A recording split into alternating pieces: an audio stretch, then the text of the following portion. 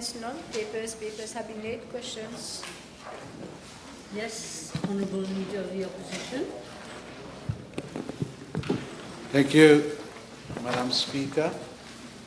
Madam Speaker, I've given notice of the following private notice question addressed to Dr. the Honourable Prime Minister, Minister of Defence, Home Affairs and External Communications, Minister of Finance, Minister for Rodrigues and Outer Islands.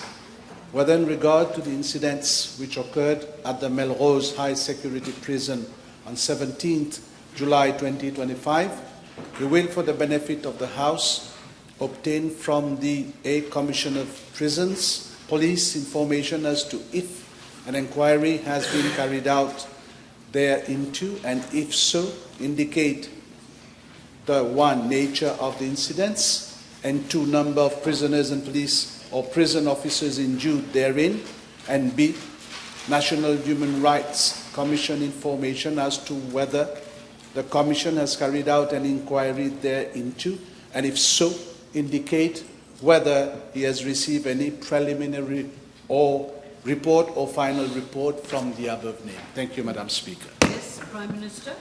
Yes, Madam Speaker. First of all, respect for human rights, we all know, is the bedrock of any civilized society. And I want to make it clear that under no circumstances whatsoever will this government allow any violation of human rights in our country. We have seen far too many gross abuses in the recent past. My government will always uphold the sanctity of human rights and dignity of our citizens. The Mauritius Prison Service plays a crucial role in ensuring the safe custody, rehabilitation, and reintegration of detainees into the society. The service is committed to uphold the principles of justice, security, and human dignity while maintaining discipline and order within the correctional institutions. The prison service manages 12 prisons distributed across the country. Madam Speaker, the current situation in the penal institutions is challenging, with several issues affecting the well-being of the inmates and the effectiveness of the correctional system. One of the main challenges relate to security and issues such as violence, gang-related activities, and contraband of smuggling, which pose really constant threats. During the existing security measures in place, despite of them, in our prisons, prohibited articles are still found in prison premises. They are introduced through different ways and means, including by pelting and even by drones, Madam Speaker. The prison officers regularly carry out search operations on detainees suspected to carry these prohibited articles. Madam Speaker, I'm informed by the Commissioner of Prisons that in order to enhance security of our prisons, he decided to carry out searches in all prisons. Consequently, the Prison Security Squad and the Correctional Emergency Response Team conducted a search at Beaubassin Prison on the 18th of May of this year. During that exercise, 47 cannabis parcels and SIM cards were seized. On the 12th, 14th, and 16th of July 2025, searches were carried out at 2 residential units and worship places at Melrose Prison. 33 mobile phones, battery chargers, and power banks were subsequently seized. On the 17th of July 2025, one superintendent of prisons was mandated to effect special searches at 5 residential units at Melrose Prison, namely Ebony, Talipo, Payanqueux, Kestrel, and Alamanda. At 8:55 a.m., the superintendent entered Ebony unit, which houses 124 detainees. Some detainees were collaborating in the search operation, whilst ringleaders were preventing them from collaborating with the prison officers and held them as hostage at one point. This situation led to a fight among detainees, I'm informed. At 8:57, the Commissioner of Prisons contacted the Commissioner of Police and informed him that he was anticipating a mutiny and asked for reinforcement to back up the prison officers. Very often, the mere presence of SMF officers serve as a deterrent. Simultaneously, the Commissioner of Prisons asked the Deputy Commissioner to proceed to Melrose to supervise the operation. The Correctional Emergency Response Team of Beaubassin were also requested to report to Melrose Prison. Madam Speaker, I'm informed by the Commissioner of Police that following the request of the Commissioner of Prisons, a specialized team from the Groupe Intervention de la Police Mauricienne, GIPM, comprising 1 Inspector of Police, 3 police sergeants, 7 police constables, together with a section of the Special Mobile Force comprising of 1 Inspector of Police, 2 police sergeants, and 12 police constables, were deployed to provide tactical support to the prison's Correctional Emergency Response Team. Throughout the operation, 5 prison units and their corresponding yard areas underwent comprehensive searches by the CERT prison officers. They recovered various prohibited articles, including miniature mobile phones and 1 pen drive and 1 SIM SIM card. It is to be noted that SMF personnel support the CERT personnel to bring prisoners to order. 2 federal streamers were used to keep the prisoners at bay. I'm also informed that 7 relatives reported alleged cases of brutality against the incarcerated family members and have formally requested the police for police inquiry into the matter. I'm informed by the Commissioner of Prisons that minimum force was used during the search. We must not detract from the fact that the vast majority of prison officers have remained steadfastly loyal to the prison services and have continued to show a remarkable degree of professionalism in the discharge of their function. After the operation, I'm informed, all the detainees were medically assessed by the prison health service officers at the medical unit of the Melrose prison, and necessary treatment were provided to 9 of them who were complaining of pain. The medical staff was reinforced by additional prison health service officers during that period. I'm also informed, Madam Speaker, that one of the detainees was identified with an injury on his neck. He was attended by the prison medical officer who treated him and advised admission to the hospital ward of the Melrose prison, which he declined.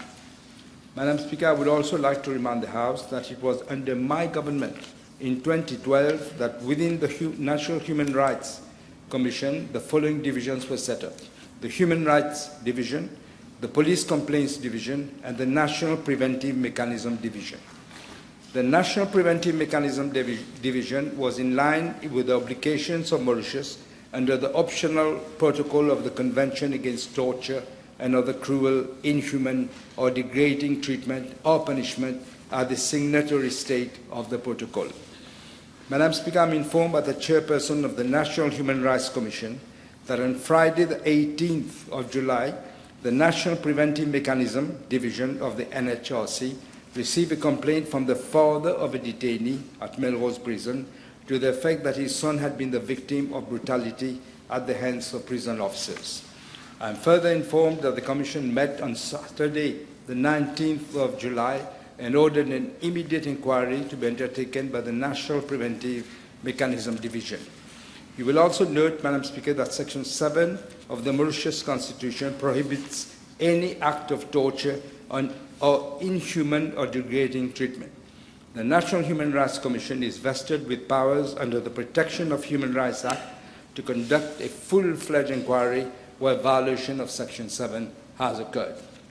The ongoing investigation will examine inter alia, 1, the underlying causes of the disturbances inside Melrose Prison, 2, the manner in which the disturbances were handled by the prison authorities, and 3, the measures that may be taken to avoid such disturbances. On Monday, the 21st of July of this year, yesterday, the Commission received complaints from family members of detainees which would be taken on board for the purpose of the inquiry. Madam Speaker, I wish to inform the House that no preliminary report has yet been received from the National Human Rights Commission as the inquiry has just started. A final report of its observations and recommendations is awaited, and once received, will be examined thoroughly and implemented.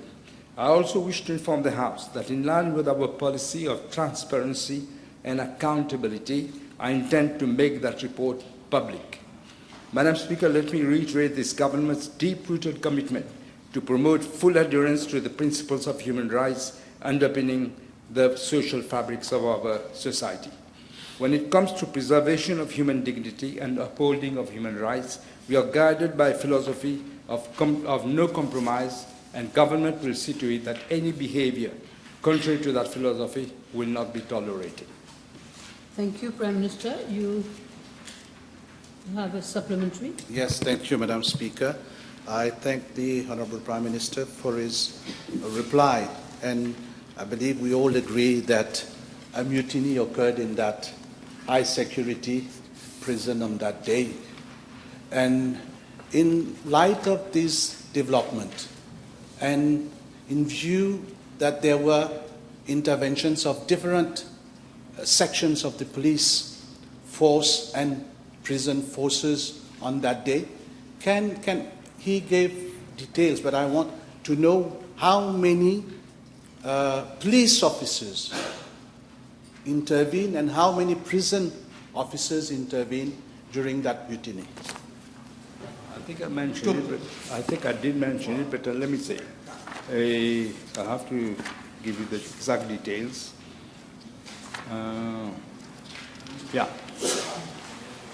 The special teams of the JPM were comprised of 1 inspector of police, 3 police sergeants, 7 police constables, together with a section of the SMF comprising of 1 inspector of police, 2 police sergeants, and 12 police constables, which were deployed there. Yes. Thank you. Second. Yeah, thank you, Honourable Prime Minister. Well, Prime Minister, can you inform the House whether the intervention was also related to drug trafficking in the prison premises, and if yes, whether there has been any seizure of drugs? I understand there was seizure of mobile phones or other unauthorized objects. As I explained, Madam Speaker, the Commissioner of Prisons decided that because there were lots of objects that were, as I said, thrown by pellets or even use of drones, he wanted to have to carry out searches in all prisons. First of all, he carried out a search at Bobasan prison, and during that exercise, I explained 47 cannabis parcels and SIM cards were seized. Then there were searches at Melrose prison. 23 mobile phones, battery chargers, and power banks were subsequently seized. May I ask the Honourable Prime Minister whether he is aware of 2 separate and contradictory statements that were made by the Commissioner to the media in the aftermath of these incidents? 2 contradictory statements? I've seen it in the press, but this is being inquired into.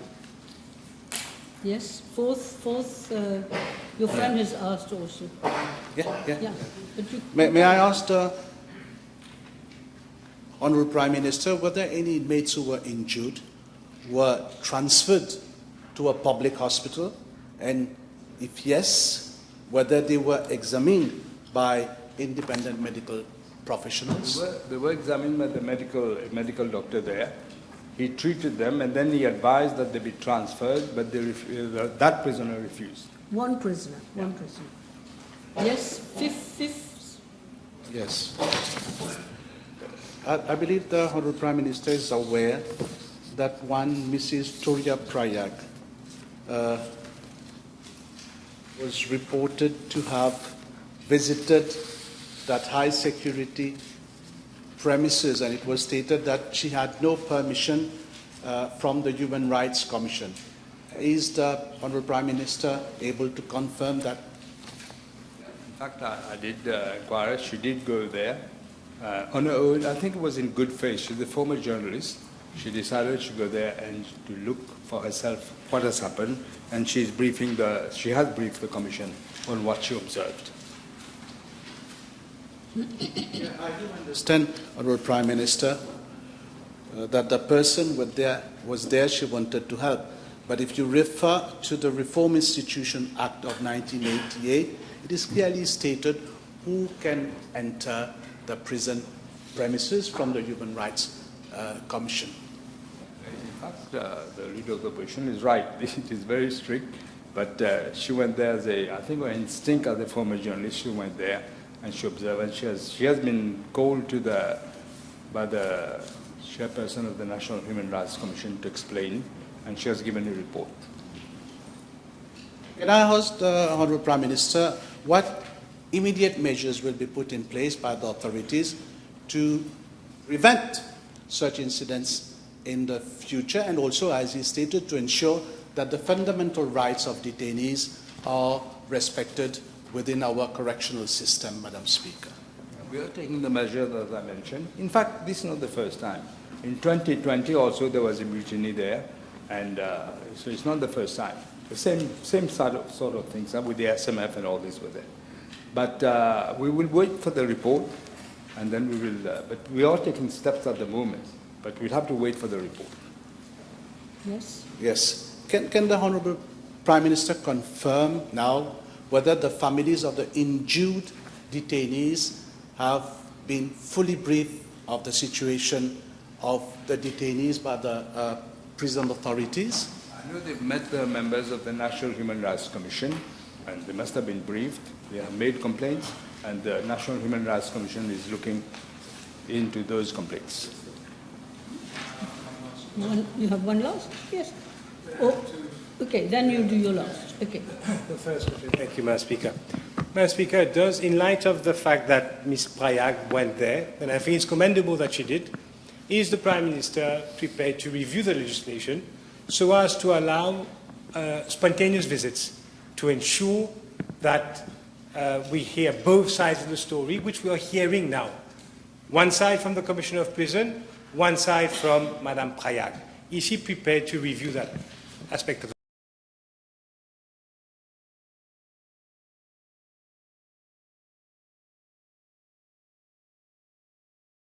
the law? I don't know whether it's wise to review it, Madam Speaker. The National Human Rights Commission have the authority to go there. So I think that would be the better. Otherwise, you'll have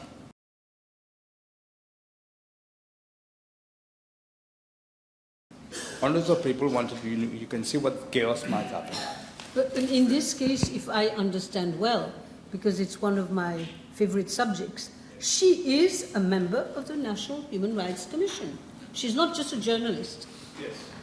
The second question, thank you, Madam Speaker, is to ask the Prime Minister, in light of the fact that there are two sides of the story, and the Prime Minister has rightly referred to previous incidents, which has led, in fact, to no actions being taken, will the Prime Minister, can the Prime Minister confirm whether the police has already intervened to secure any CCTV evidence and any logbook, etc., from the prison so as to contain the evidence?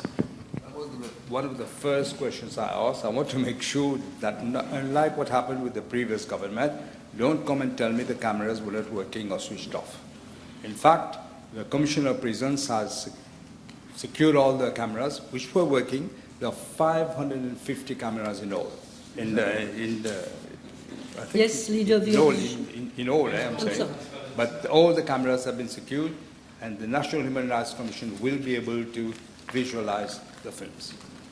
Yes, thank you, Madam Speaker. My last question was on that subject, but I'll have another question. With regard to the inquiry which has started, can the Honourable Prime Minister state to the House what safeguards are in place to ensure that these inquiries are done in full transparency and accountability?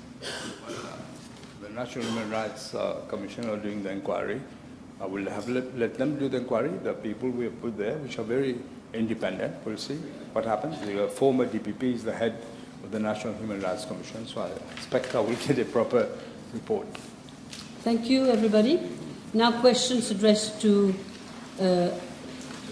honourable members. The table has been advised, addressed to you, Prime Minister. Questions to Prime Minister. Honourable members, table has been advised that PQ B722 will be replied by the Honourable Attorney General. PQ B724 will be replied by the Honourable Minister of Land Transport, and PQB 7 to 8 will be replied by the Honourable Minister of Youth and Sports. I also understand that PQB 716 and B718 have been withdrawn. So I now call on the third member for Beaubassin-Petite-Rivière, Mr. Kirin. B7 and 9, please. Madam Speaker, I'm informed by the Commissioner of Police that on the 24th of July 2020, the then Ministry of Labour, Human Resources, Development and Training had referred for inquiry an alleged case of malpractice at the Mauritius Football Association regarding the transfer of 4 Malagasy players by the Cercle de Joachim. On the 31st of July 2020, the case was assigned to the Central Criminal Investigation Department. On the 9th of September 2021, the case file was sent to the Office of the Director of Public Prosecutions for advice.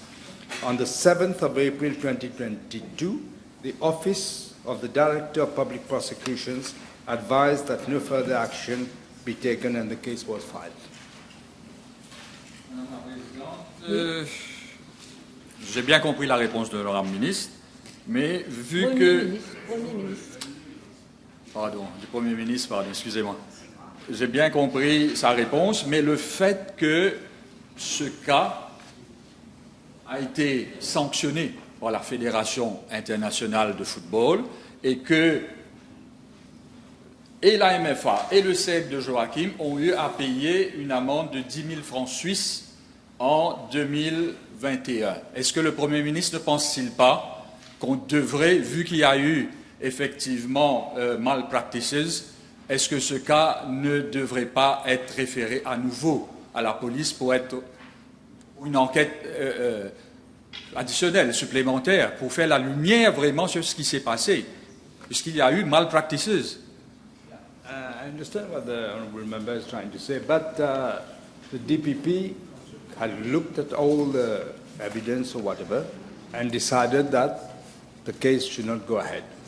So I must rely on that.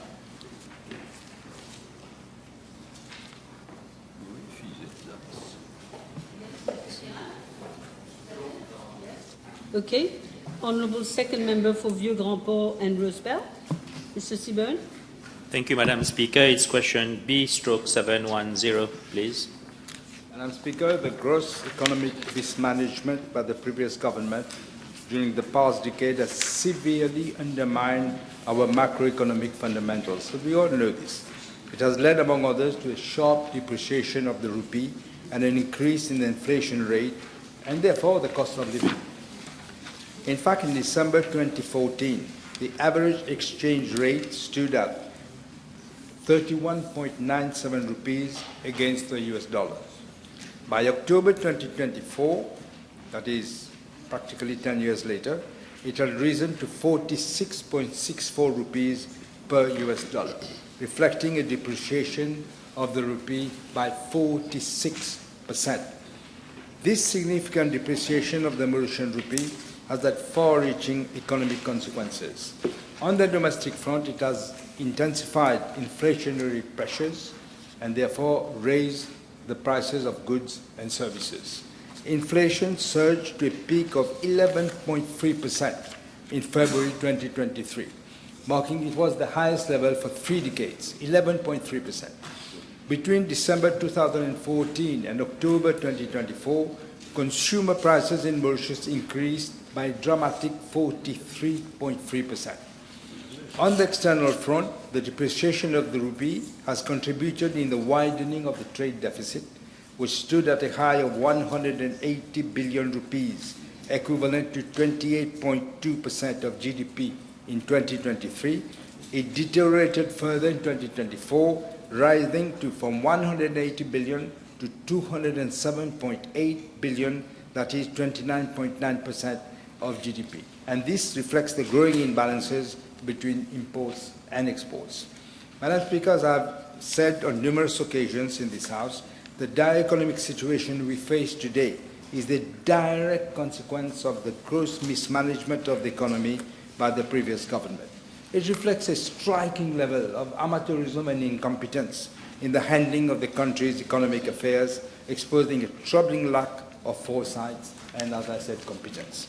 Let me highlight a few glaring examples of flawed monetary policies. First of all, the Bank of Mauritius decided to print money to finance the budget deficit. Secondly, the Bank of Mauritius further resorted to more money printing to finance the Mauritius Investment Corporation Limited.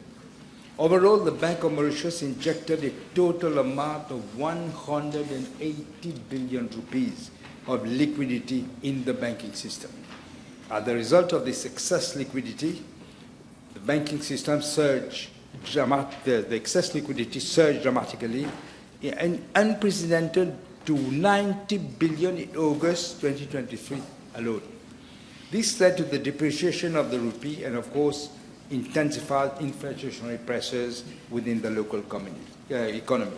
Third, the increase in the policy rate by cumulative 265 basis points during 2022 was not enough to solidify and to solidly anchor inflation expectations and prevent the further depreciation of the rupee. Fourth, despite expert recommendations to raise the key rate, the Bank of Mauritius chose not only to ignore the expert recommendations, but they did exactly the opposite. In other words, instead of increasing, they decreased it from the key rate from 4.5% to 4% in September 2024. Now, this negative interest rate gap between the rupee and the US dollar caused a sharp depreciation again of the rupee. Let me now turn to some of the critical policy blunders of the previous regime. First, they favored an economic model based on reckless consumption and imports.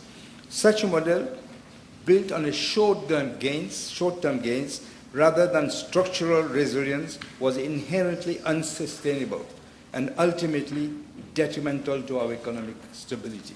Secondly, they created a money illusion by giving away a range of allowances, cash and house. They opted for populist policies that provided short-term relief but contributed to increasing inflation. Third, they squandered public funds on costly white elephant projects, neglecting critical investments in productive infrastructure, innovation, and green transition.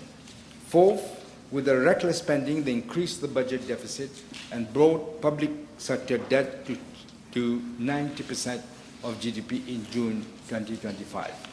Madam Speaker, since assuming office, we have implemented a series of measures aimed at steering the economy back onto the path of stability and sustainable growth. We are shifting the economic model away from the one that relies heavily on consumption and imports towards a more sustainable model powered by investment, exports, and innovation. We have been able to stabilize the trade-weighted exchange rate of the rupee. In fact, the rupee has recently appreciated against the US dollar due to movements in the international markets. The headline inflation rate has gone down to 2.9%. It was during the 12-month period. It was 4.5% in June 2024. And finally, we are implementing a comprehensive fiscal consolidation plan to bring down the budget deficit and the public sector debt to more sustainable levels. Yes, you're right. Next question. The third member for Montagne Blanche and Grand River Southeast. Dr. Shamtali. B711.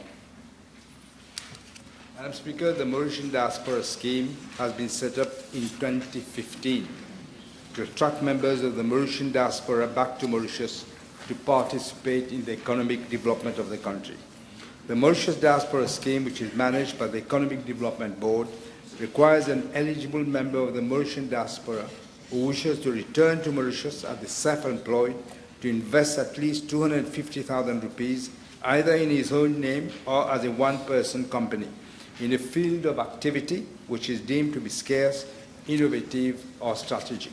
I'm informed by the Economic Development Board that currently 550 members of the Mauritian diaspora are benefiting from this scheme, out of which 170 are self-employed. Out of the 170 self-employed, only 5 are one-person companies. Under the Mauritius Diaspora Scheme, a self-employed investing through a one-person company needs to become a resident in Mauritius to benefit from the incentives of the scheme. The one-person company should also be a private company incorporated in Mauritius, in which the sole shareholder is the sole director of the company as per the Companies Act. Furthermore, Section 132 of the Companies Act requires that a company should at least have one director who is ordinarily resident in Mauritius. Madam Speaker, it is not proposed to amend Section 132 of the Companies Act at this point to relax the requirement for at least one director to be resident in Mauritius. This requirement applies not only to one-person companies, but to all types of companies registered in Mauritius. This is an established international principle which can be compared with other jurisdictions. Enforcing this requirement is vital to strengthen our regulatory framework for companies and also to facilitate administrative procedures. It ensures that there will be a person, that is a director, who is physically present in Mauritius to represent the company and be answerable to our enforcement authorities in the event of any breach by that company. Madam Speaker, however, I wish to reassure the Honourable Member that as I have announced in the budget speech of 2025-2026, a new and comprehensive strategy is currently being developed in collaboration with the Economic Development Board to make the scheme less restrictive. We will thus facilitate the return of our valuable Mauritian diaspora members to contribute to the development of our country. Thank you. Yes. Next question, the Honourable Fourth Member for Port Reitz North and Morteilon. Yes, thank you, Madam Speaker. B712. Madam Speaker, the Bank of Mauritius is an autonomous and independent body governed by the provisions of the Bank of Mauritius Act 2004. As a matter of fact, Section 3, subsection 3 of the Bank of Mauritius Act provides that the Bank of Mauritius shall, in furtherance of its objects, performs its functions independently. Section 12.1 of the Act further provides that the general policy of the affairs and business of the bank, other than the formulation and determination of monetary policy, shall be entrusted to a board of directors.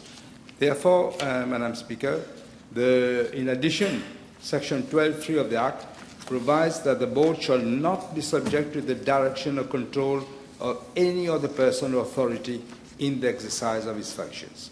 But let me inform the House that the remuneration of the governor and the deputy governors are actually disclosed in the financial statements of the Bank of Mauritius, which are publicly available on the website of the bank.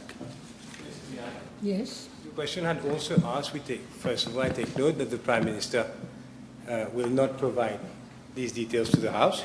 However, the Financial Services Commission, for example, where some of them are appointed, at least one of them, he could have disclosed that information.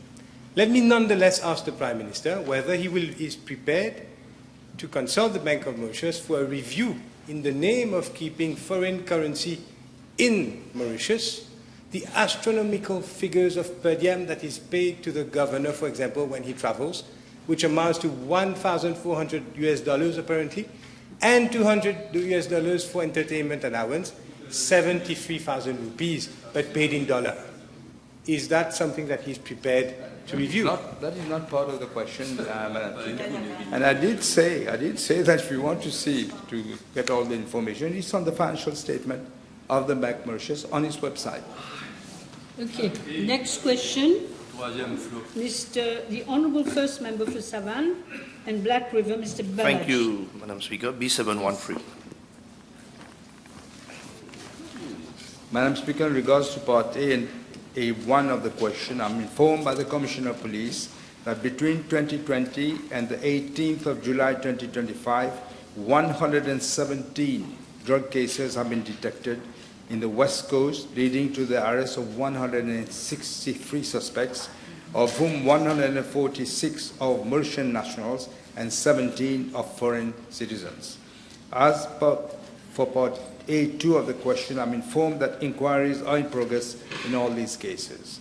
With regard to Part B of the question concerning the possible installation of safe city surveillance cameras at the roads leading to the 4 entrances of La Paz, I'm informed that there are 204 safe city cameras installed at key locations, as well as policing by 11 police stations and 7 National Coast Guards. Regular foot mobiles and sea aerial patrols by the NCG personnel, as well as by the Dawn aircraft and police helicopters, also monitor the coastal regions. However, the region is monitored by 3 coastal surveillance radar system stations located at Le Monde, Albion, and Grand Gobe. These operate on a 24-hour basis and provide real-time data on vessel movements. A more advanced CSRS donated by the government of Japan is expected to be operational by October or November of next year, and which will offer significantly enhanced surveillance capacity. In addition, with a view to enhancing our maritime surveillance, Mauritius continues to collaborate with regional maritime centers, namely the Regional Maritime Information Fusion Center in Madagascar and the Regional Coordination Cooperation Center in Seychelles. I also wish to inform the House that in February 2024, Mauritius signed a bilateral agreement with Réunion Island to strengthen cooperation in the fight against drug trafficking and the use of maritime routes for smuggling. Given the current surveillance framework in place, Madam Speaker, and the enhancement already underway, the question of installing additional safe city cameras along the west coast, covering the roads leading to the 4 main La Paz, would best be addressed by the outcome of a comprehensive risk and threat assessment, which is ongoing. The matter remains under consideration, and further reinforcement measures will be taken as and when deemed operationally necessary. Yes. Okay. The Honourable Second Member for Grand Bay Poudre d'Or, Mr. Bijan. Thank you, Madam Speaker. B714. Madam Speaker, the Dubai Expo 2020 was held from October 2021 to March 2022. Dubai Expo 2020 was clearly a travel folly by the former ministers using taxpayers' money at a time when the Mauritian people were reeling under the impact of the COVID pandemic. Most families were financially in difficulty, but also worried about the COVID. These people were traveling at taxpayers' money. I hope you ask me a question next time on this. I'm informed, you're getting the answer. I'm informed that 11 ministers, 11 of the previous government, together with the accompanying delegations, attended the Dubai Expo 2020. 3 former ministers. I did say 11 ministers, but 3 former ministers, namely Mr. Padiachi, former Minister of Finance, Mr. Balgobin, former Minister of Information Technology, Communication and Innovation, and Mr. Bola, former Minister of Industrial Development, SMEs and Cooperative. They attended the same expo twice. Explain to me why. Why did they have to go twice? Yeah? The total participation costs of the ministerial delegations amounted to 8,252,970 rupees and 89 cents. Madam Speaker, the list is very long.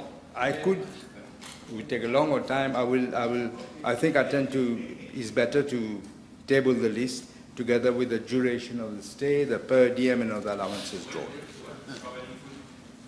Yes. One question. Yes. Thank you, Madam Speaker. Can the Honourable Prime Minister inform what criteria were used to select attendees of Dubai Expo? Because now it's the time for us to expose the former government, as so much of public funds have been used. Do make a statement. Ask your question. Yes. Yes, Prime Minister. There was no criteria. We can't say any criteria. Why would somebody have to go twice? 3 ministers went twice. And they went with delegation. This is why I will table it. There was, as I called it, a travel folly. It was an occasion for them. People were dying with COVID here. They couldn't be there. Damn. I was going to say something else. And they just travel, enjoy. Enjoy, because government nous l'a mis, faire ce qu'il doit faire. Okay? Yes. What do you have? A supplementary? Okay? I'm glad that the Prime Minister is prepared No comment. If you put this question, to table. Don't do the same. Is that a everybody. comment? No, give me a question. Qui shut up, down? Il peut dire, shut up. No. Alors, he's We were doing very well up to now. I am. Well, il doit se passer des commentaires comme ça. S'il veut pas travailler, il a à la maison. Il a à la maison. Combien de temps on va permettre encore comme ça? Honorable member. La question, c'est. You were asking a question. Oui, la Please question carry au Premier ministre, c'est je suis ravi qu'il va donner les détails. J'espère qu'il puisse prendre l'engagement ici de donner les détails systématiquement à toutes les questions qui reportent sur les voyages. Parce que la dernière fois, je n'ai pas eu les informations. It's not a question. Do it systematically. Transparency. That's The honourable member seems to forget. Try to answer. I've always given all the details, except for the Bank of Mauritius, which I just always, you ask any question you want to ask, I'm giving all the details of the amount of money they spend. It's a criminal. These people should be hanged. Honourable second member for Council I don't want to say the word shut up again. Give me 1 second. I will take this time to apologize for last time when I couldn't bear it anymore and I said shut up, which is not a parliamentary word. So I am now apologizing to the House. But don't push me too far, please. Madam Tanu, please. Thank you, Madam Speaker. Question B715, please. Yes. Yes, Madam Speaker, in regard to part A1 and 2 of the question, I'm informed by the Commissioner of Police that for the period 2014 to 2024, 3,337 cases have been reported to the Cybercrime Unit, and the outcome as follows. 111 cases have been resolved. 147 cases are awaiting advice from the DPP. 14 cases are awaiting trial. 889 cases are still inquiry as of the 18th of July of this year, and 2,176 cases have been filed. In regards to part B of the question, I'm further informed that the following measures have been put in place for the improvement, efficiency, and rapid service delivery by the Cybercrime Unit. First of all, significant increase in staffing from 13 to 21, 13 in 2014 to 21 in 2025 to handle multiple investigations simultaneously. Regular training of these officers entirely are emerging cybercrime trends and digital evidence handling is going on. Strengthened collaboration with local agencies such as the CRTMU and IITA, as well as with international law enforcement bodies to accelerate investigations, including direct 24/7 contact channels with platforms like Facebook and TikTok to expedite requests. Action through CRTMU Mauritius for the removal of illegal online content and 24/7 cyber patrols by the police IT unit to monitor and detect suspicious online activity. Fourth, the digital forensic lab at the police IT unit is now operational on a 24-hour basis to enable prompt analysis of electronic evidence. Madam Speaker, the House will appreciate that the issue of cybercrime is a complex challenge being faced worldwide. The collaboration of each stakeholder as well as the public is required to combat this scourge. The government is fully committed to continuously enhancing the capacity of our institutions to respond effectively to the ever-evolving cybercrime threats. In that respect, as I mentioned, a specialized unit is currently being set up to focus specifically on cybersecurity-related issues with technical assistance from external expertise. These efforts are part of a broader strategy to modernize policing and safeguard our digital environment. As stated in the government program of 2025-2029, the Ministry of Information Technology, Communication and Innovation is also considering amendments to be made to the Cybersecurity and Cybercrime Act to strengthen the provisions on auditing of critical sectors and child online protection due to the evolving nature of cyber threats landscape. Yes, all, you're happy? Okay, so now 718 has been withdrawn. So now we have the Honourable Fourth Member for Rodrigues, Mr. Edouard. Thank you, Madam Speaker. B717, please. Madam Speaker, the Social Contribution and Social Benefits Act provides for the payment of the monthly CSG income allowance to an eligible employee only if the employer has submitted the relevant returns and has paid or remitted to the Mauritius Revenue Authority. First of all, both the employers and the employees of the CSG contributions. Secondly, the contribution of the National Savings Fund. Thirdly, the Human Resource Development Council training levy. And fourthly, contributions of to the Portable Retirement Gratuity Fund. I'm informed by the MRA that for the period from January 2025 to date, 1,634 complaints have been received from employees who were not paid the CSG income allowance because the employers, 1,150 in total, did not comply with the statutory requirements. Out of these complaints, 22 relate to employees in Rodrigues and concern 19 defaulting employers. I'm informed, Madam Speaker, by the MRA that through enforcement actions, out of the 1,634 complaints, 1,456, including the 16 complaints from Rodrigues, have already been resolved. The MRA has paid the CSG income allowance to 1,444 of those employees and will effect payment for the remaining by this week. For the remaining 178 employees, including 6 cases that are from Rodrigues, the MRA is taking action to initiate legal proceedings against the 82 employers concerned. Thank you. Yes. Now I have the Honourable Third Member for Rodrigues, Madam Mano. No? 719. 719? We haven't done yet. Mr. Edouard? Oh, you have a second question. I'm sorry. I'm sorry. So, Mr. Edouard... Thank you, Madam Speaker.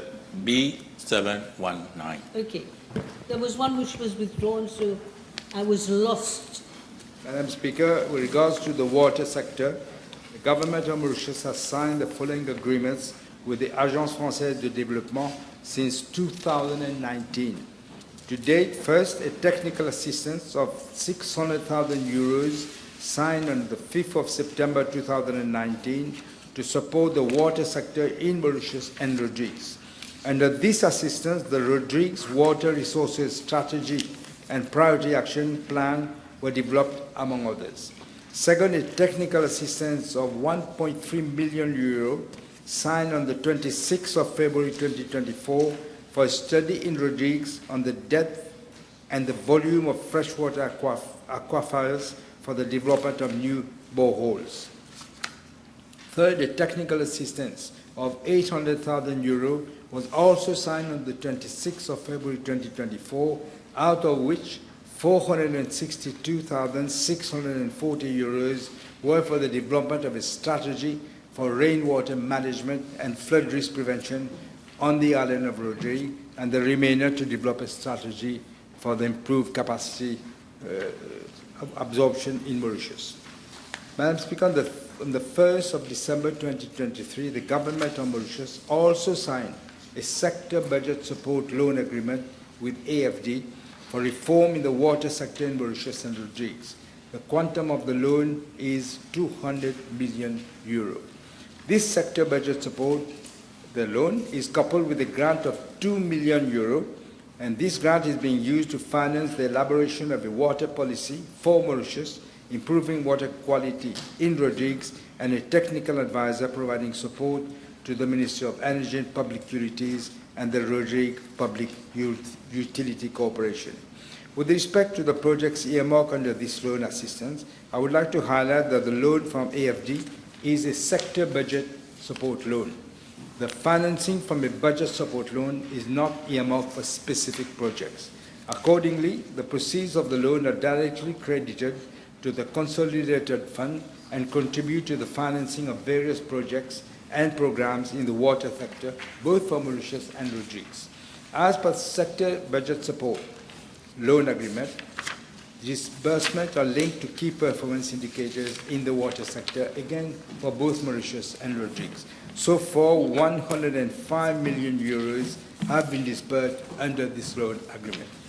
Madam Speaker, over and above the financing from AFT, there are several projects for the water sector that are being implemented for both Mauritius and Rodrigues. The main ones are 3.1 billion rupees, including 1.4 billion for the construction of the Rivière des Anguilles Dam, 1.2 billion for pipe replacement projects, and 100 million for the rehabilitation of La Ferme Dam, 50 million for the upgrading of Piton du Milieu water treatment, 73 million for the construction and upgrading of pumping stations at Poudre d'Or and Plaine-Lezon, 100 million for containerized filtration plants, drilling of boreholes and maintenance of feeder canals, and 50 million for the replacement of bulk water meters. For Rodrigues, 216.3 million has been provided in the budget of the Rodrigues Regional Assembly 2025-2026. These funds are mainly to meet the operating costs of the Commission responsible for water, Rodrigues Public Utilities, and rainwater harvesting scheme. Second, 540 million for 2 desalination plants, distribution networks, and metering finance from MIC. Third, $10 million, which amounts to about 457 million rupees, is a grant from the World Bank and European Union to support Rodrigues' sustainable development with a particular focus on water and food security.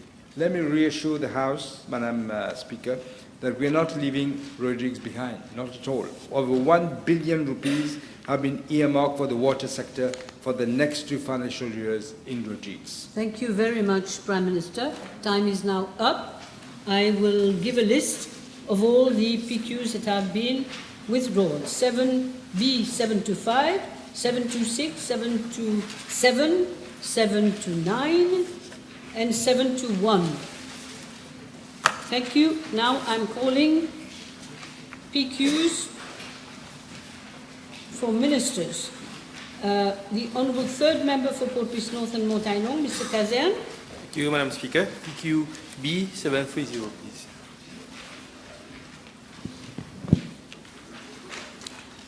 Madam Speaker, I wish to inform the House that several projects have been earmarked for the Mauritius Fire and Rescue Services, MFRS, with a view to enhancing our national emergency response capacity. This includes the construction of a new headquarters and fire station at Catabon, the development of new fire stations at Woodlands, Montagne Blanche, and Jinfei, the establishment of 8 satellite fire stations in various regions across the country. These projects are being supervised by the Ministry of National Infrastructure, that is the MNI. My ministry is working in close collaboration with MNI and is monitoring progress through a dedicated project steering committee. Each project is currently at different stages of implementation, which include land allocation, architectural and technical planning, tender evaluation and award, construction and site development. This execution of these projects also entails multi-agency coordination involving Central Procurement Board, other relevant ministries and local authorities to ensure streamlined process and timely completion. Given the scope of these infrastructure developments, I am tabling for the consideration of the Honourable Member a comprehensive status report outlining the following key information for each fire station project: start dates, expected completion timelines, current progress of implementation. This report is being submitted for reference and provides all pertinent technical and administrative details relevant to the planning and execution of the respective projects. Thank you, Minister. May I just inform the House that PQB 737 will be replied by Honourable Minister of Foreign Affairs, Regional Integration and International Trade. Okay, so we now carry on. The Honourable Second Member for Grand Bay Poudre d'Or, Mr. Bijan. Thank you, Madam Speaker. B731. Madam Speaker, I am informed that Mrs. Nandita Ramdewa is the Group Chief Executive Officer of the State Insurance Company of Mauritius Limited, SICOM. In regard to Part A of the question, I am advised that Mrs. Ramdewa joined SICOM on 4 May 1992 as Manager Finance on a permanent and pensionable basis. She has since held various positions within the company. She was appointed Group CEO on 5 May 2021, and she's also a Director of the SICOM Board since 20 September 2013. With respect to Part B of the question, I'm informed that Mrs. Ramdewa is a Fellow of the Association of Chartered Certified Accountants, FCCA, and holds an MBA from the University of Manchester. With regard to her experience, she worked at De Charal-Jumet & Co. prior to joining SICOM in May 1992. She has occupied the following positions at SICOM prior to being appointed Group CEO. Senior Manager on 1st January 2002, Group Senior Manager Corporate on 1st July 2010, Chief Finance Officer on 1st July 2013, Deputy Group CEO on 15 February 2018, and Officer in Charge on 2 September 2019. Madam Speaker, regarding to Part C of the question, I am informed that as at 30th of June 2024, her annual remuneration, including salaries, other allowances, and performance bonus amounted to 11,506,022 rupees. In addition, the company contributes pension-related benefits amounting to 3,206,354, thus making a total remuneration package of 14,712,375. This information is as published in the company's financial statement. I'm informed that her current monthly pay package is 762,242, which does not include performance bonus, car benefit, passage benefit, and pension-related benefits. Following her appointment as Group CEO in May 2021, there were 3 salary adjustments of 3.5% respectively, namely 2 increments and 1 salary review for the last 5 years. Taking into consideration her total remuneration, which includes salaries, allowances, bonus, refund of leave, pension-related contribution, and other benefits, it is observed that there has been an increase of 37.5% from 2020 to 2024. I am also advised that salary adjustments are determined by an independent salary commissioner according to SICOM's internal policies, and these adjustments are approved by the board or considered and approved by the board. Madam Speaker, my ministry will ensure that it monitors corporate governance and executive remuneration matters across institutions under its purview in line with public expectation and best practice framework, although we must bear in mind that this is a company under the Companies Act which has a board which is responsible for the governance matters. Thank you. Thank you, Minister. One question, yes? Thank you, Madam Speaker. Can the Honourable Minister inform whether the increase of the actual remuneration package of the concerned person was approved by the board And if yes, when and under what policy framework, as she is only a FCCA compared to the previous CEO who is a qualified actuary? Madam Speaker, I can confirm that every salary increase and payment has been approved by the board, and so I can confirm that. But I understand that there are some concerns probably that a public sector organization executive pay is perceived as being high, especially for a company which the asset and the management of that company, 62% of it comes from government. So it's a very captive market share. It's not like a commercial, like any other commercial enterprise. Thank you. Thank you. You okay? All right. The Honourable Third Member for Beaubassin-Petite-Rivière. 732, please. Madam Speaker, I wish to inform the House that all elderly persons of 90 years old and above are eligible for domiciliary visits by virtue of age.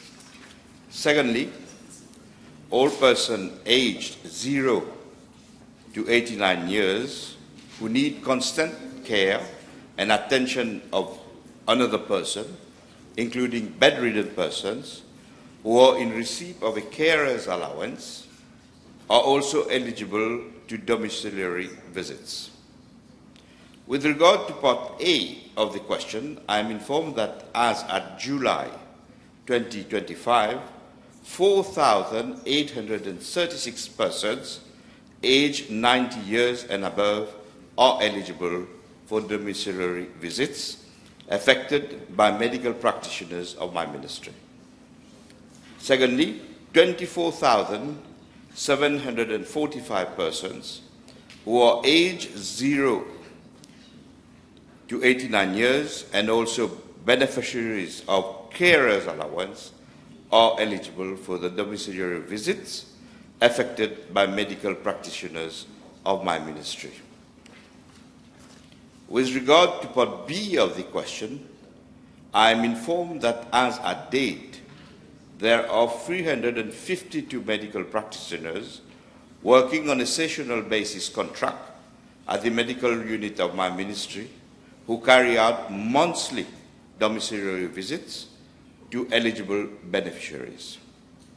With regard to Part C of the question, I am informed that since January 2025 to date, domiciliary visits have been discontinued for 1,906 persons as a result of death, and for 179 persons aged 0 to 89 years for non-renewal of their carer's allowance. Madam Speaker, for the benefit of the House, let me also add that compared to December 2024, where there were 29,024 domiciliary visits, in July 2025, there are now 29,581 beneficiaries of domiciliary visits. That is more than 557 more beneficiaries. Thank you, Madam Speaker. Yes. Madame la Présidente, la ministre, dans sa réponse, a fait état du fait que ce n'est qu'à partir de 90 ans, si j'ai bien compris, que les personnes... Il a mentionné ceux de 0 à 89 aussi. Moi, j'ai bien écouté. Il a mentionné ceux de 90 ans et ceux... There are two categories. Voilà. Dans la fourchette, donc 0 moi, à 89. Oui, j'ai bien compris. Qui sont bedridden et qui en ont besoin. Voilà. Donc je porte à l'attention du ministre, il y a un cas dans notre circonscription, une dame de chez Belle, Madame MGJ, atteinte d'Alzheimer, et dont la visite médicale et la carer's allowance ont été supprimées sans raison valable. Non, elle a bénéficié. C'est difficile pour le ministre de vous répondre. Non, c'est par rapport à plusieurs cas. dans ce même, plusieurs personnes qui sont dans ce même cas. Mais là, je cite un exemple particulier pour lui dire quelles sont les dispositions qui sont prises. Je peux comprendre qu'il y a des réformes en cours qui sont très valables, mais dans l'immédiat, afin de justement venir en aide à ces personnes, quelles sont les solutions immédiates qui pourraient être prises afin que ces personnes puissent justement continuer à vivre comme il faut, sans trop de difficultés, je dirais. I thank the honourable member. I can inquire on the particular case if you give me the names and the details. As for the measures, as indicated in the last paragraph of my answer, measures have already been taken. This is why we have 557 more beneficiaries of domiciliary visits, and we'll continue in this trend. Dr. Umia first. Thank you, Madam Speaker. May I ask the Honourable Minister whether he can see to with the Medical Appeal Board of his ministry that they make necessary arrangements for those people who are going on the appeal board and who cannot ambulatory make it there and are bedridden due to medical disease or else, are denied having an appeal fairly, since I'm not going to continue a particular case that has been denied only last week. Please look into that. I think this is a very, very important question. Measures have been taken for as it stands now. All persons above 90 get the appropriate measures are taken for them, for the bedridden above 90. Measures also be taken for, I've just learned, for persons above 80, but we can also extend the measures for all people who can't attend the medical board, and we will seek resources for it. Thank you. You should do like in court. You can do online, Zoom, if they can, at their age. I don't know. Yes, Mr. Edouard. Merci, Madame la Présidente. Est-ce que le ministre peut nous dire s'il y a un mécanisme de suivi pour s'assurer que ces personnes reçoivent effectivement la visite du médecin? Parce que parfois, même si c'est recommandé, elles ne voient jamais le médecin à domicile. Merci. I've already given the list and the visits, but I can assure the honourable member, whenever there is a case reported to me of doctors not attending the visits, measures are taken, and we look very, very strictly on this issue, because all these people are our elderly. Yes. Okay, on the elderly. Now I have the third member for Montagne Blanche, I think, Dr. Somtali. Yes? Thank you, Madam Speaker. B733.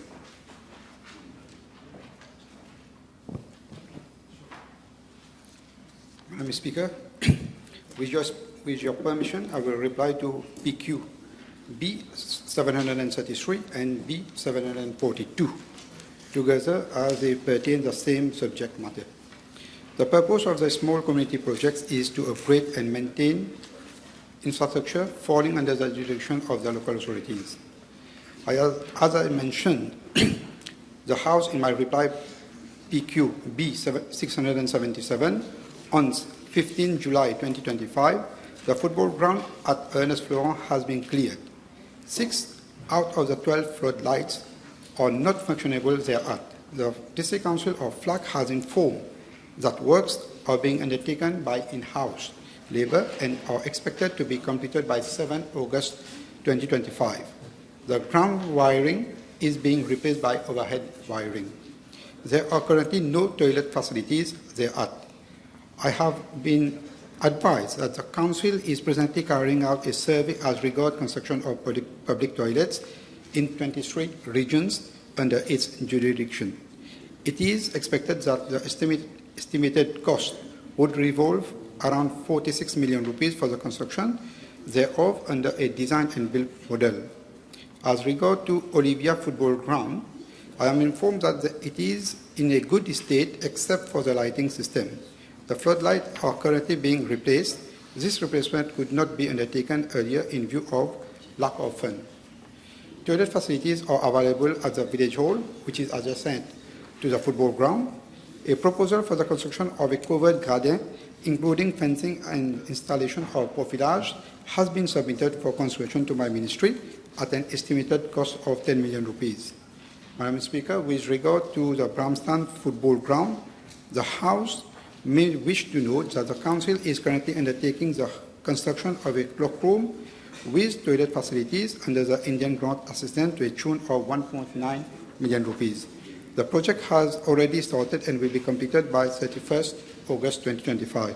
I am also informed that the Council intends to construct covered shelters thereat for an amount of 50 million rupees upon the availability of funds.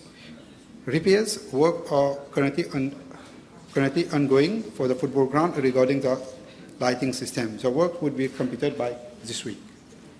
Thank you. Thank you. Yes.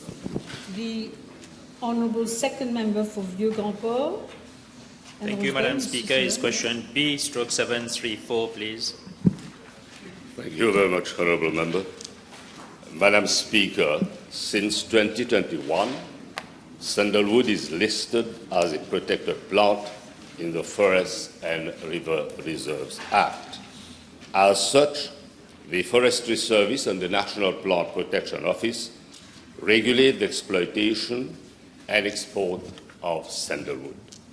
I wish to inform the House that sandalwood tree is among the most expensive wood and commands high prices because of its cosmetic and therapeutic value, mainly for its essential oil, and there's a huge international demand for sandalwood, with its fragrant hardwood, its most valuable part, priced at over $400 per kilogram. In regards to Part A of the question, I wish to highlight that there are no licenses that are issued in regard to the exploitation and trade of any protected plant. However, dealers of sandalwood are required to register with the Forestry Service to be able to conduct any activity related to exploitation or trade, and contraveners are liable to penalties established under the Forests and Reserves Act. During the past 5 years, 23 companies have been registered as sandalwood dealers by the Forestry Service, and as date, only 11 of them are still active. Madam Speaker, just for the years 2023 and 2024, my ministry, through the National Protection Office, Plants Office, has issued 75 and 69 phytosanitary certificates for the exportation of 689 tons and 1,017 tons of sandalwood, respectively, for export to different countries, namely United Arab Emirates, India, and China. These figures indicate that there is an overexploitation of sandalwood in Mauritius, and this overexploitation is causing widespread destruction of sandalwood trees on both state and private properties. To address this issue, regulations were made in October 2024 to prevent the cutting and felling of sandalwood without the authorization of the conservator of forests. Nonetheless, from January 2025 to date, phytosanitary certificate had been issued for the exportation of 98 tons of sandalwood. Madam Speaker, with a view to addressing the issue of theft of sandalwood in state lands and the continuous exploitation of the plant, the legislative framework was further strengthened in May 2025, whereby its cutting, felling, exploitation, and export were banned for a period of 10 years to allow the species to regenerate, as sandalwood is a relatively slow grower. Any person caught contravening these regulations would inter alia be liable to pay 5 times the value of the forest produce, in addition to any penalty imposed by a court of law. Madam Speaker, with regards to part B1 of the question, the Forestry Service, for its part, is working on a program for the reforestation of sandalwood species within the island. Moreover, technical advice is being dispensed to those willing to engage in sandalwood plantation.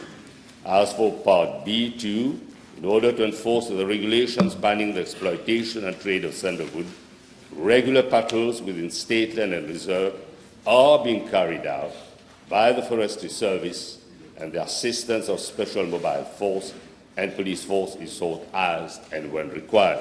Interventions are also carried out on private-owned lands within the island to combat the illegal harvesting of sandalwood. Thank you, Minister. Yes, you're right. Yes. First member for Rodrigues, Ms. Colette. B735, please. Madam Speaker, I'm informed by the Master and Registrar of the Supreme Court that a budget of 2 million rupees has been allocated for the procurement of transcription software that will enable the real-time transcription of audio recordings of court proceedings in English, French, and Creole. The Honourable Member will be pleased to note that an additional sum of 2 million rupees has also been allocated for the implementation of a bundle project for Rodrigues, which will combine a digital court recording system with a video conferencing facility. As regards a timeline, the deployment of the transcription software is expected to begin in February 2026 and be completed by August 2026. The project for the Rodrigues Court is scheduled to start in January 2026 and is expected to be completed by June 2026. As regards the expected outcome for efficiency and backlog reduction, as regards Part B of this question, we're indeed implementing these changes to improve the efficiency of the judicial system. At present, obtaining transcripts of proceedings can take several months, and their unavailability often leads to the postponement of cases and judgments. Since the new transcription system will be automated and produce output in real time, we can reasonably expect significant time savings. Regarding the backlog of cases, Madam Speaker, we anticipate that existing recordings will also be fed into the system, which would help to expedite matters. However, the issue of backlog is multidimensional and must also be addressed through improved staffing and better organizational solutions for our courts, areas which this government is fully committed to tackling. Which brings me, Madam Speaker, to Part C of the question. The practical implementation of these reforms will be crucial, as the system must operate efficiently with appropriate hardware, regular maintenance, and staff who are properly trained to use it. In this regard, I am informed by the Master and Registrar that training programs will be delivered to all relevant officers in due course to ensure the optimal use of the new systems. Thank you. Attorney General. Happy? Yes. The fourth member for Rodrigues, Mr. Edouard. B736, please. Madam Speaker, let me at the outset emphasize that my ministry remains fully committed to supporting Rodrigues in its efforts to strengthen food security and improve the sustainability of its livestock sector. I recently engaged in constructive discussions with Commissioner Louis-Ange Perrine, the Commissioner of Agriculture in the Rodrigues Regional Assembly, to explore collaborative ways of facilitating this matter. Madam Speaker, we are aware that Rodrigues did face challenges in the supply of animal feed, particularly during the period December 2024 to January 2025. I am informed that these difficulties were largely due to a combination of factors, including supply disruptions from a key mainland producer, limited storage capacity on the island, gaps in demands planning for peak periods, and end-of-year shipping delays. I am further informed that the situation has now improved, and since March this year, the supply of animal feed has stabilized, with even a surplus reported in June 2025. Nevertheless, my ministry recognizes the need for a more structured and resilient supply framework going forward. Madam Speaker, I am further informed that there are presently 142 different types of animal feed available on the Rodrigues market, catering to various animal species.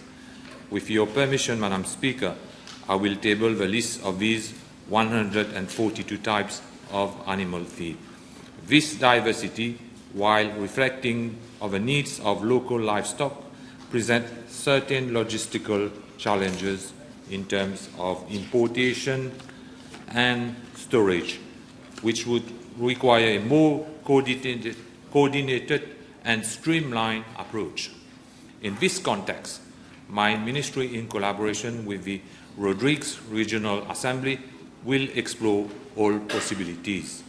Through this collaborative approach, we aim to promote better planning and strengthen market linkages in a manner that would ultimately benefit Rodrigues breeders and which will ensure both continuity of supply and price stability in the livestock sector in Rodrigues. Thank you, Madam Speaker. Thank you, Minister. Yes. Yes, Mr. Edouard. Thank you, Madam Speaker. Will the Honourable Minister please consider have a bigger warehouse in Rodrigues? Madam Speaker, we will have to work on it, and if funds is available, we will consider. Yes. Yes, Mr. Francois. Thank you, Madam Speaker. Madam Speaker, being given the import of these 142 animal feeds fluctuates, and it depends on the shelf lives and the quantity of live animals also in Rodrigues. Will the Honourable Minister agreeable to ensure that his ministry and the Ministry of Shipping to guarantee enough containers whenever required by local importers to avoid any shortage there? We will work with the Ministry of Shipping. Very good. Thank you. Time is moving up. We got this Honourable First Member for Port Louis Maritime and Port Louis East, Mr. Juman. B738.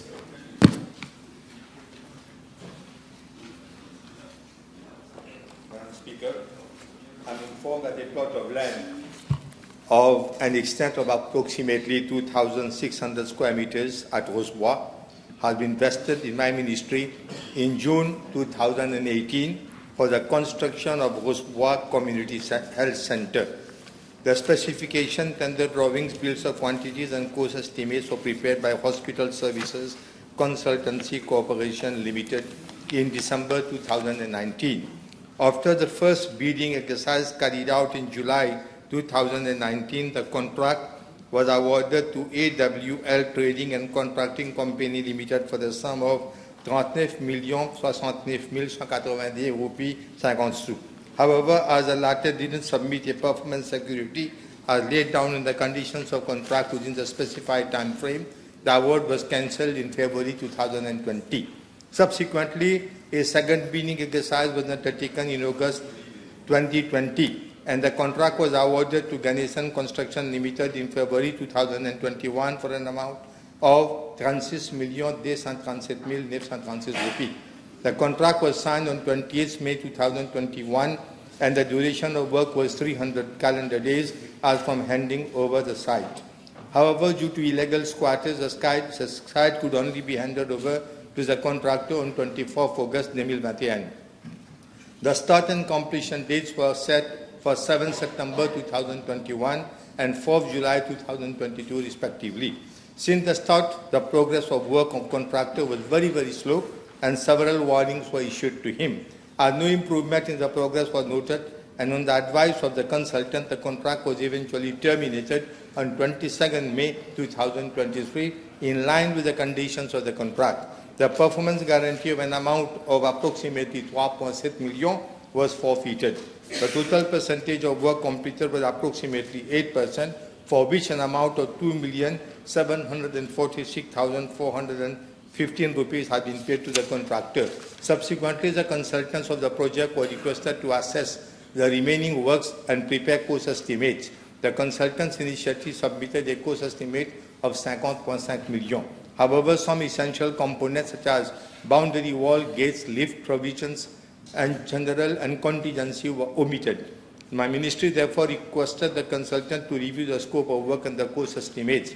In March 2024, the consultant submitted an amended scope of works and cost estimates amounting to 77 million rupees.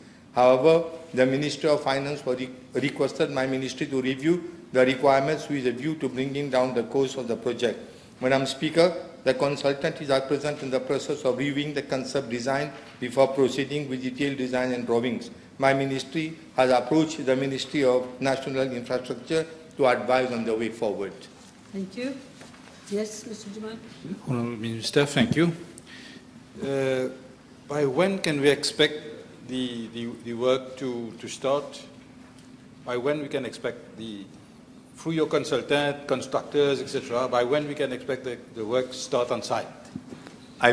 Madam Speaker, I personally believe, having a long experience in infrastructure works, I personally believe that this has to be scrapped and we have to hand over the entire work to the experts of the Ministry of Infrastructure, because they have to look into the issue over again, because the sum which has been which are demanding is too exaggerating. It's impossible for us to spend that much of money.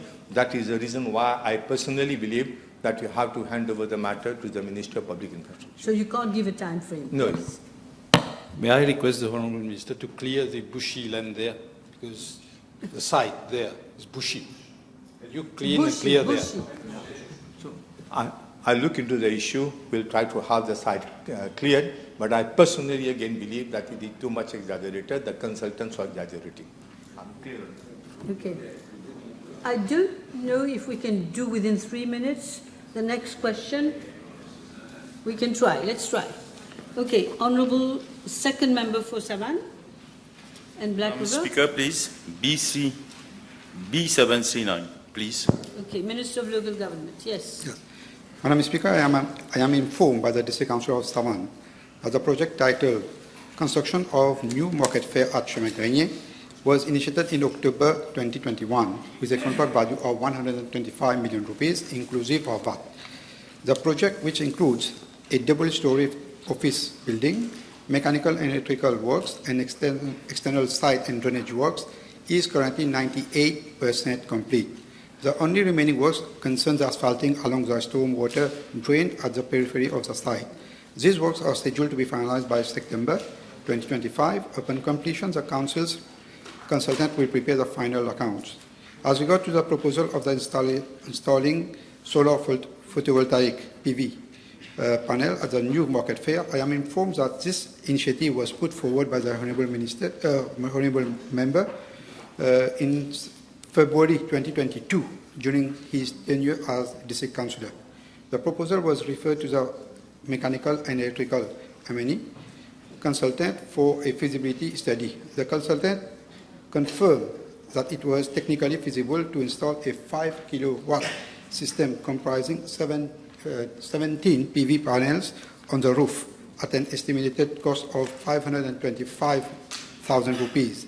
This was supported by a preliminary quote of 300,000 rupees exclusive of VAT from KYA Engineers Limited, subject to further technical input from Meteorological Service. The Council, during its sittings of 27 July 2022, agreed that the PV panel installation would be considered for implementation upon project completion and subject to availability savings or contingency funds. Madam Speaker, my ministry has since consulted the Ministry of Energy and Public Utilities regarding possible support scheme for the installation of PV system. Based on advice received, the District Council of Savan has been recommended to apply under these two key schemes managed by the Central Electricity Board, that is the CEB. Public sector entities PSE scheme, that is own investment. This scheme allows public sector entities to invest in PV system up to 2 megawatt, with CEB purchasing the generated electricity at 4.20 rupees per kilowatt.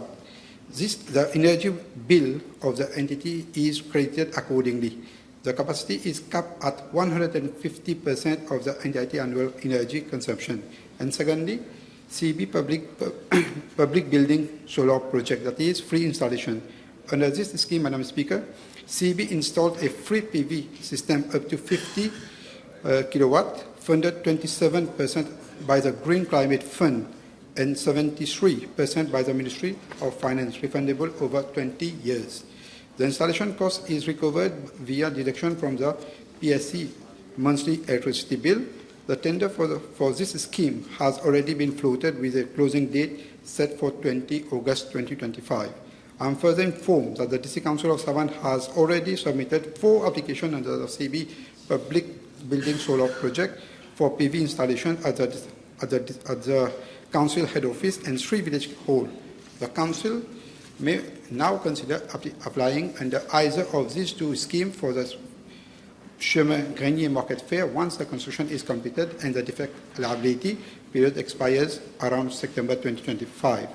Madam Speaker, the inclusion of solar photovoltaic system aligned with national sustainability goals and would contribute to reducing the electricity cost for the Council. The implementation, however, will depend on the availability of funds or successful application under the aforementioned schemes. Thank you. Thank you, Minister. Okay. I suspend the sitting for 1.5 hours.